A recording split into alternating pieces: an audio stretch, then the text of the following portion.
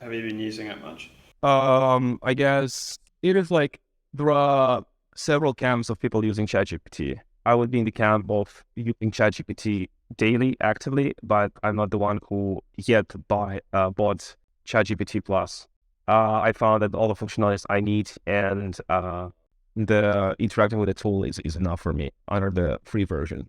However, I use it often for it's basically my first tool to do some basic research to clarify what I'm looking for because I can interact with ChatGPT, right, as the tool. I can be very clear what I need to look at, and then if I see that ChatGPT doesn't give me much, I can go and search. And for search engine, there are also now Bing.com's AI, there is you.com. These are also chatbots, but they can process all the links to the websites from the query you made for the search engine, process for you the information. So like they give more relevant to the time information, but ChatGPT, because it trained on a huge data and it's much capable, it can give you like really in-depth understanding of the topic that you need to like research about. And of course, ChatGPT can do really cool stuff, like like write for you the advertising blurbs,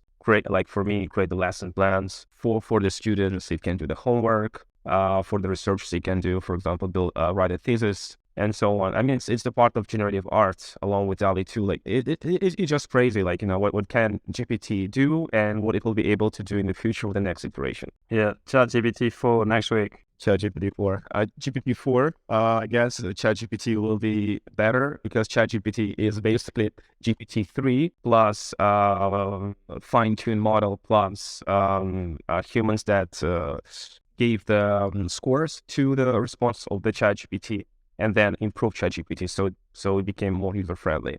So GPT-4 will be integrated into ChatGPT, and ChatGPT will be much clever. But I think like the ChatGPT as the concept, as the tool will stay there. Yeah, it's going to be interesting to see how it develops in the future because it could just keep getting better and better and yeah, it's amazing to see how it's actually going to develop. How do you see it in the future? Like, how advanced do you think it's going to be? Pretty hard to know, right? It's really hard to say. The projections for the future in regards to AI is very hard to make. But we can look at the so-called Moore's law for AI models. So basically, the size, and with the size, the sort of intelligence or the capabilities of a model increase by 10 every year. So if you look by the models getting bigger and bigger. In 2019, we had GPT-3.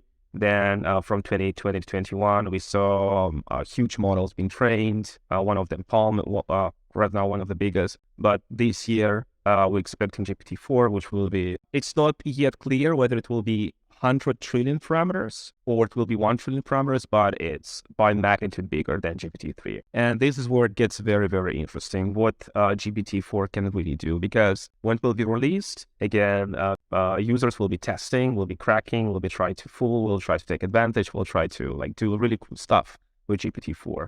And then we'll see what it's really capable of. Yeah, because it seems to have like a layer of protection over it, so that you can't say certain things. And people have been trying to hack that layer by having. Have you seen that, where they've been writing some things like, give me a few things where they've got down to the core part of the actual GPT to work out how it really thinks. Yeah, I mean, like you can create layers of abstraction for ChatGPT. You can even ask GPT-3 to imagine whether it's a Windows system and act as a system, and then you can basically store the files, delete the files, manipulate, right? And then it can give you all the output there, which is like pretty cool. I mean, at the same time, of course, as you mentioned, it was trained not to produce harmful output. It tries to be as neutral as possible. It's because, again, there is a mechanism there which is called humans feedback. Again, it was fine-tuned with reinforcement learning that basically allows ChatGPT to generate the content that is safe, is user-friendly, and it doesn't violate some ethical standards. But in some of the cases, if there is a very harmful query from the user, then it will be red flagged through the internal system. So some of the stuff still like hard coded to basically restrict ChatGPT to give any output. And then the output will be something like really I'm just a model. I don't have like the access to this, and I really discourage you to do that. Blah blah. But it really shows that there are some like filter mechanisms built into ChatGPT. Yeah, I've been playing around with it. We did some podcasts where we had ChatGPT interviewing itself, and then we had ChatGPT stimulating a conversation between Karl Marx and Adam Smith, and we were playing around with that. It's really interesting how it works. But I was wondering, because I don't really totally understand how it works. I kind of wondering if you could explain how does it work? Let's start with this. It's the large language model. By that, it tries to predict accurately the next word in the sequence of words. That's the main goal. In order to predict accurately the next word, it has to have really, really good understanding of the language itself, of the semantic, the relationship between the words, grammar rules, and lots of laws of the details in regards to language structures. That comes from being trained on a large corpus of data, basically the entire internet plus other data sets.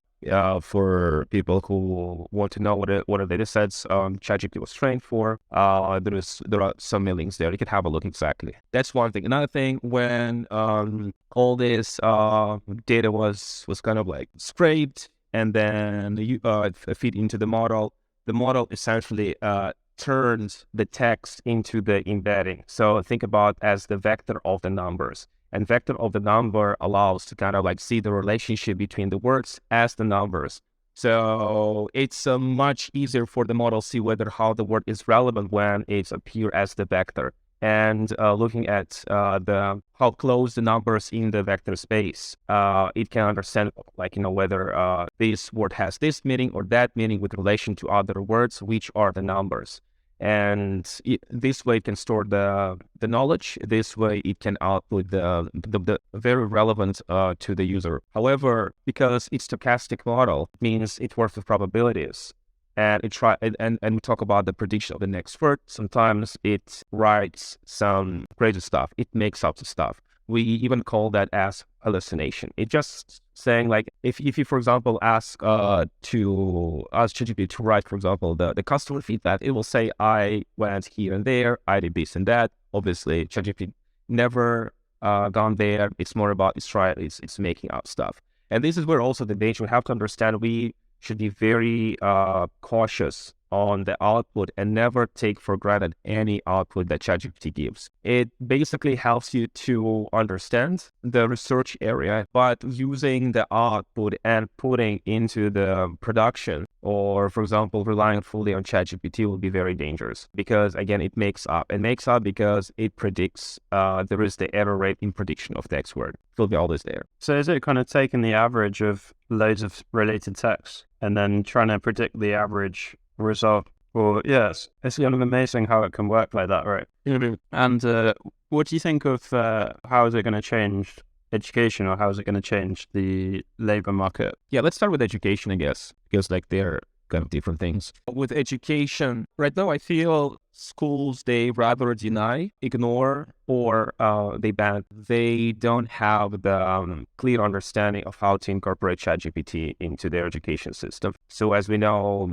in the beginning of this year, New York academic department fully banned ChatGPT from school system. So students through Wi-Fi network or through their device won't be able to use ChatGPT. It's just banned. They then explained in the way that ChatGPT solves the problems, it does the homework, but doesn't really help students to develop their critical thinking and think about how you solve that rather than but just like giving the output. It's like the calculator.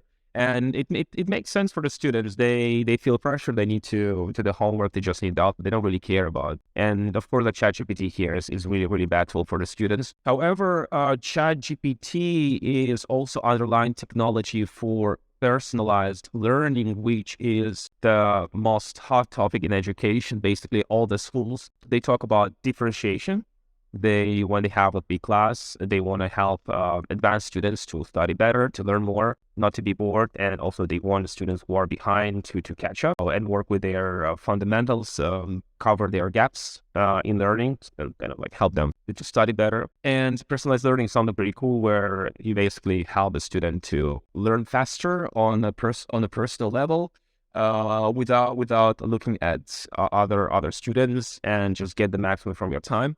And this is where ChatGPT is pretty cool, because you have like pretty smart AI that can answer your questions. That in majority of the cases the answers are correct. So then you can also, if you are not sure whether answer is correct or not, you can ask the way ChatGPT solved, what laws or theorems or the formulas it used. So then you can actually see those formulas. You can double check them. So there is definitely lots of way how you can learn very, very fast. So for me personally, I like to use ChatGPT as the Python tutorial. For example, what I did 1 week ago, I wanted to scrape my school's website. For that, I have to log in. So I need to basically first build the bot that will be able to log in and then show me the page displayed. With ChatGPT, it was done very, very fast. And then like I was introduced to Selenium data scraping package, which I never used. So I have the code that works. It works. So then, okay, once you learn, I ask, okay, so now like there is a code, turn it into the tutorial so I can learn as quick as possible. And then I have a nice tutorial that teaches me about like underlying the blocks of the code.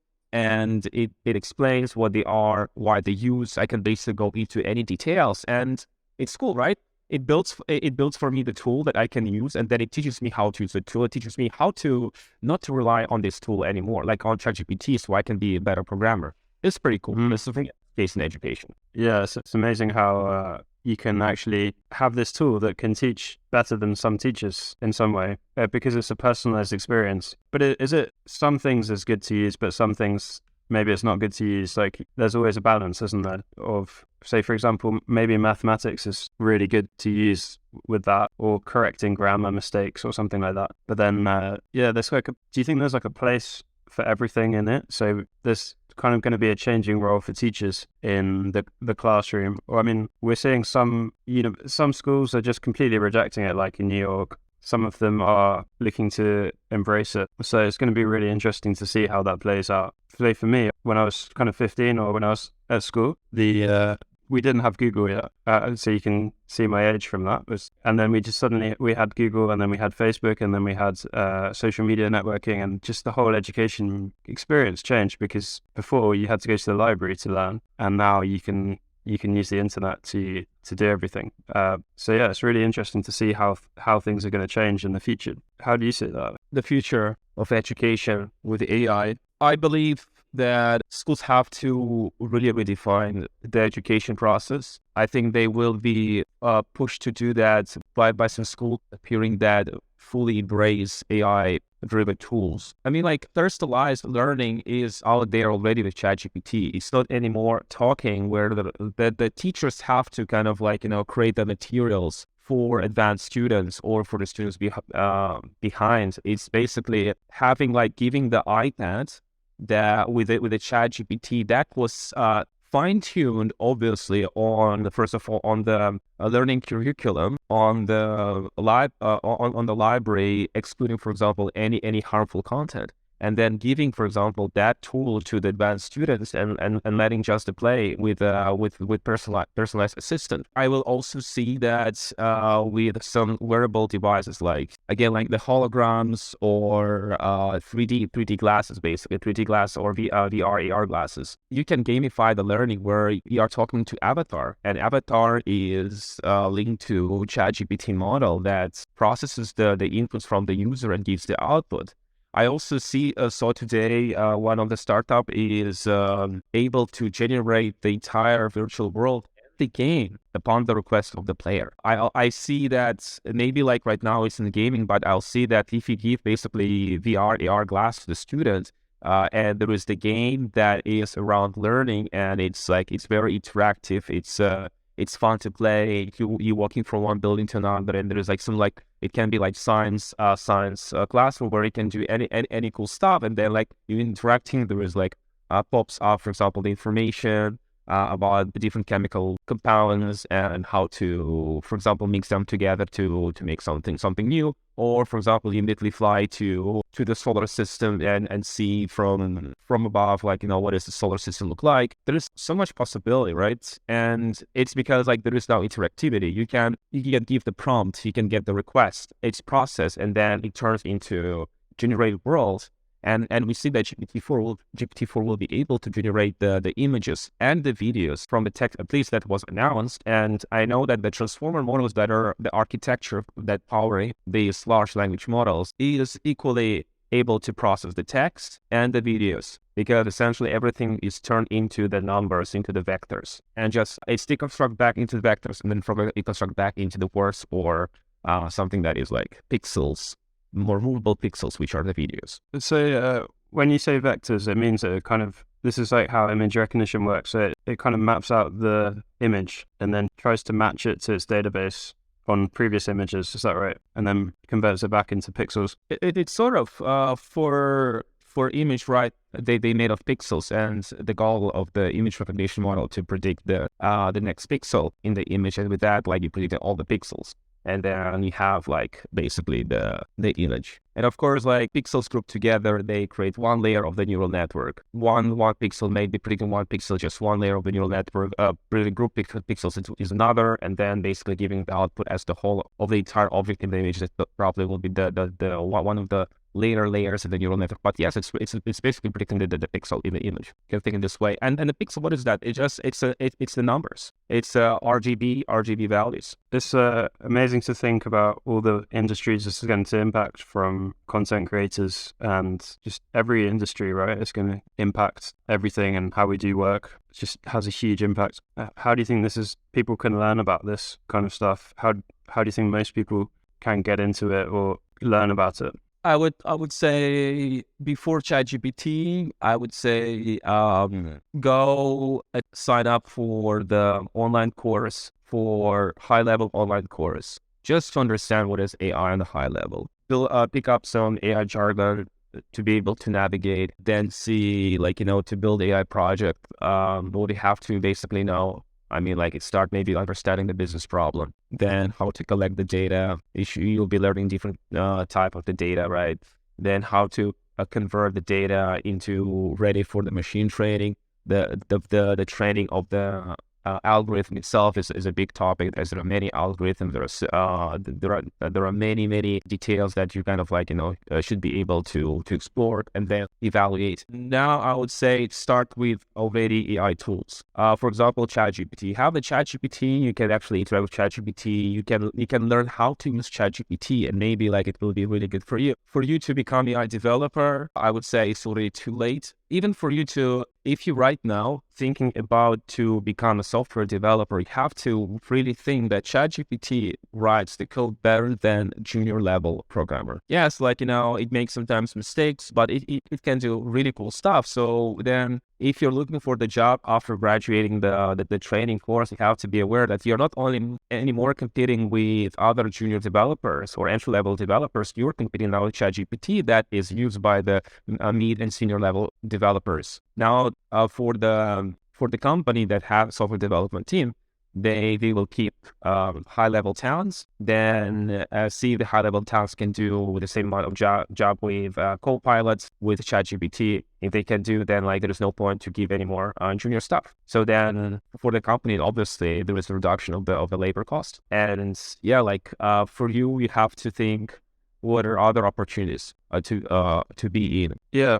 So that's kind of quite interesting, because in order to become a high-level developer, you need to start from zero, right? And then you need to become basic. Oh yeah, it's also amazing how you can use ChatGPT to just create 10 times as much code, and then the job is now just checking it and making sure it's correct. Another interesting thing, I was talking the other day with a manager that has like a big software development team in Indonesia. So he says like he's really looking forward into for the ChatGPT type of the models that is able to check the quality of the code for the testing purpose. So basically run the entire code and see whether it works, and maybe like provides the recommendation how it can be refactored. So it also allows to quickly evaluate the quality of the developers and to understand are there bugs or not. Yeah, like for the testing purpose, let's say like also ChatGPT can be useful.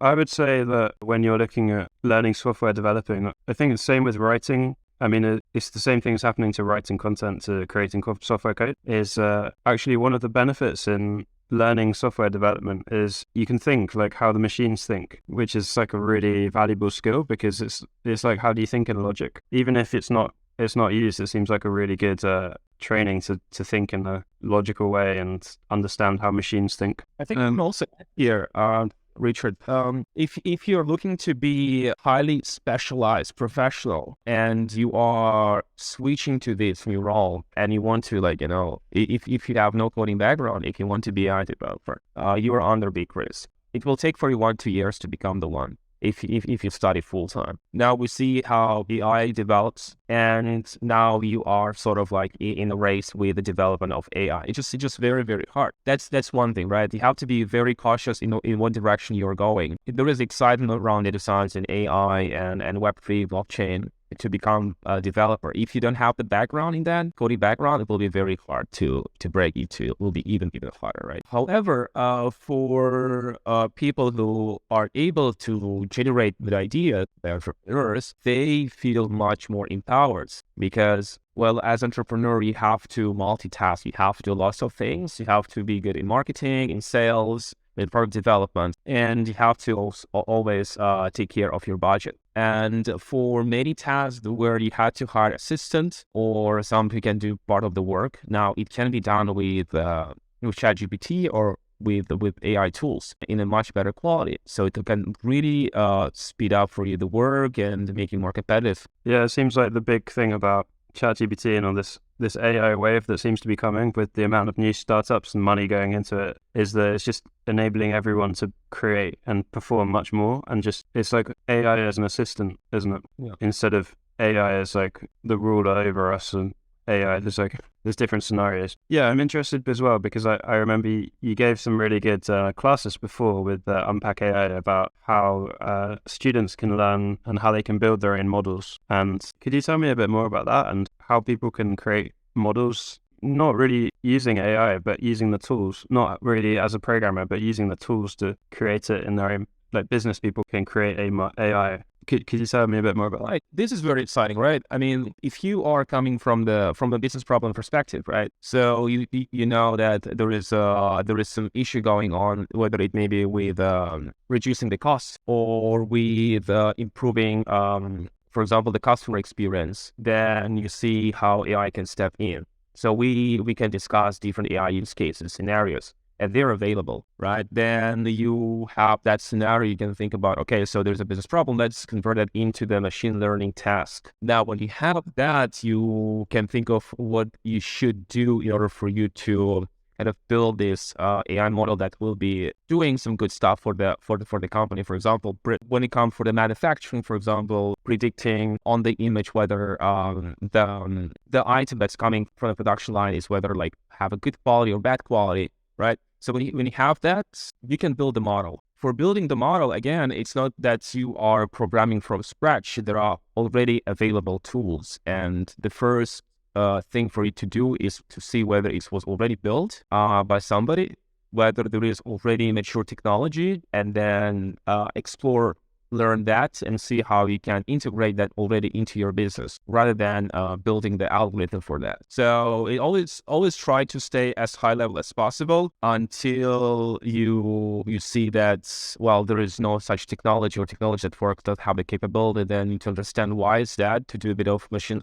AI research in this area. You see whether what are the problems there, and see whether AI can be really implemented in this scenario. If not, What I'm interested to ask, what do you see as some of the big opportunities for people to kind of build businesses right now using these tools or to develop their businesses? I saw a lot of YouTube videos basically saying, okay, go to the freelance websites and especially for copyright, and just like take all the tasks and use ChatGPT.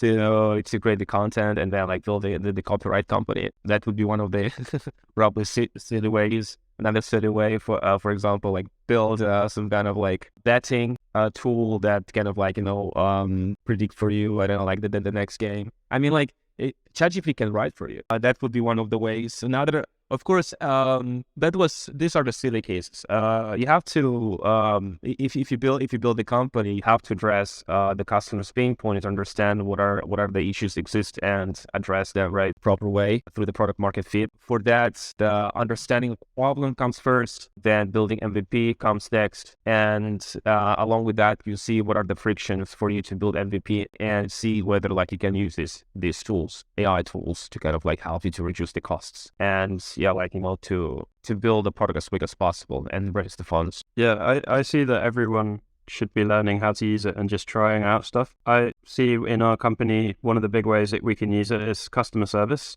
by creating chatbots. We've tried it before, but it looks like the technology is becoming better and better. And if we can train it really well with our data set, then it can work much better, having a layer of like customer support. And we're also using it with creating content as a kind of assistant to create content. And I was reading that Google is not anymore penalizing AI content if it's used to create content for SEO. Basically, as long as it's good content, it's not just kind of rubbish. That's what's most important. Because Google doesn't know how to distinguish between AI generated content and the human content, especially if those copywriters that used to write before, now they also use ChatGPT and they modify a bit of the output of the ChatGPT, publish that, right? So then how, like, you not penalize that? It's just more like collaboration. You can always argue this is actually my work because like you use ChatGPT as the tool here. I mean, of course, like you mentioned about generating the content and as a chatbot, these are the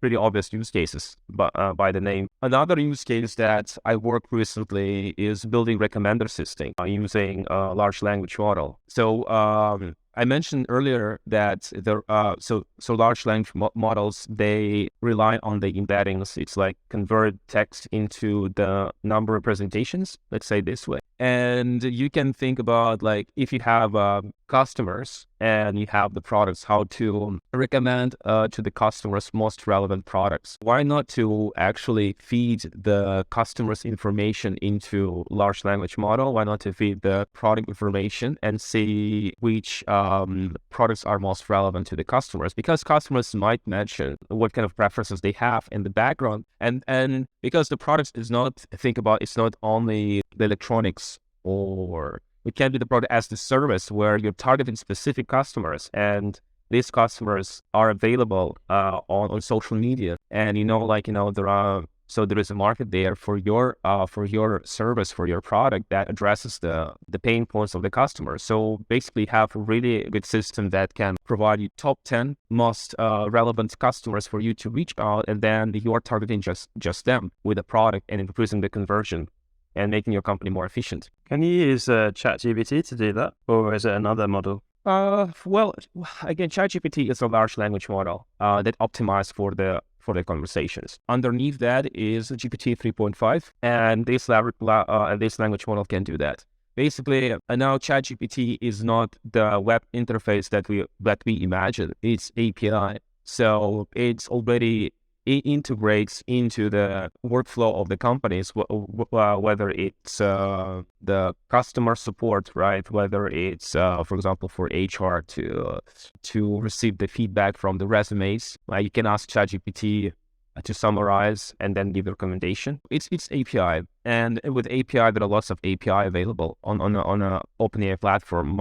among which is embeddings. Yeah, I asked ChatGPT to rate the last 5 prime ministers of UK and tell me which one was the best, and it's quite interesting that it did that without any block.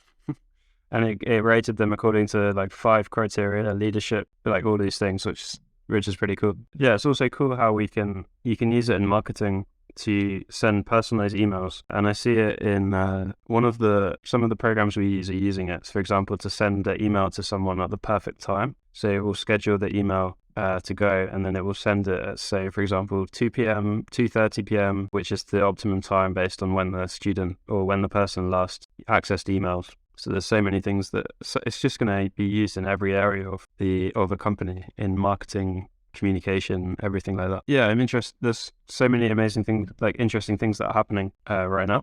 Are there any other kind of areas that you're interested to talk about ChatGPT or about AI? I would really waiting very much for GPT-4 to play with that. Yeah.